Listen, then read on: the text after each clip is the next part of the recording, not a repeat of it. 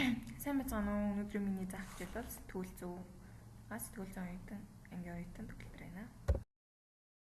Сэтгүүл зүйн төрлүүдийг дөрөв хувааж тайлбарлах болно.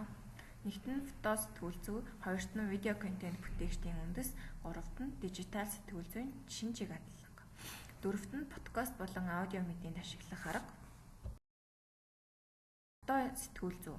Фото сэтгүүл зүй нь баримт, үйл явдлыг бодит дүрслэн олон гэрэл зураг ашиглан үнэн зөв хүргэхийг зорьсон сэтгүүл зүйн төрөл юм а. Үндсэн зарчимд баримттай, бодит байдалтай үнэн байх ёстой. Нэг зураг, нэг түүх, хүрээлэн буй орчныг зөв харуулсан байх ёстой. Гол ур чадвар нь болохоор хүрээлэл ажиглах, зургийг найруулга, хүний эрх ёс зүйг баримтлах юм а.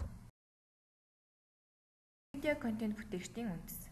Видео контент бүтээгчийн ажил нь мэдээлэл, түүх, эсвэл санааг зураг, дуу, хөдөлгөөн, монтажийн тусламжтайгаар үзэгчдэд сонирхолтой ойлгомжтой хэлбэрээр хүргэхэд чиглэдэг.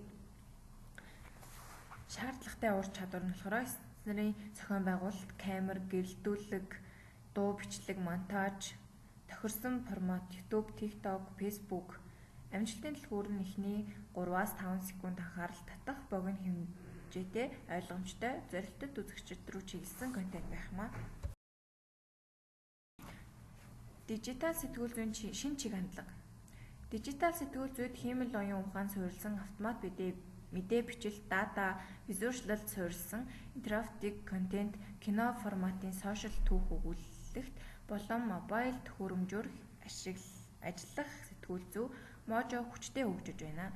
Шинэ трендүүд AI ба автоматжуулсан мэдээ бичлэлт, мобайл эдитинг, мобайл сурвалжлага можо гэх зэргээр нөлөө нь болохоор хэрэглэгч мэдээллийн сошиал сувгаар авдаг мэдээлэл рүү илүү хурдтай, өрсөлдөөн өндөртэй, агуулга нь товч, хэрэглэгч төвтэй болж байна. Подкаст болон аудио мэдээ. Подкаст болон аудио мэдээлэл, ярилцлага, тайлбар болон түүхийг дууны хэлбэрээр хүргэдэг бөгөөд хараа шаардлагагүйгээр контент сонсох боломжийг хэрэглэгчдэд олгодог юм а.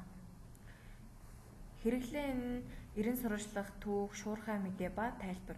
Гол бүрдэл хэсэг нь дууны чанар, хөтлөгчийн ярианы ур чадвар, аудио монтаж. Анхаарал хандуулсанд баярлалаа.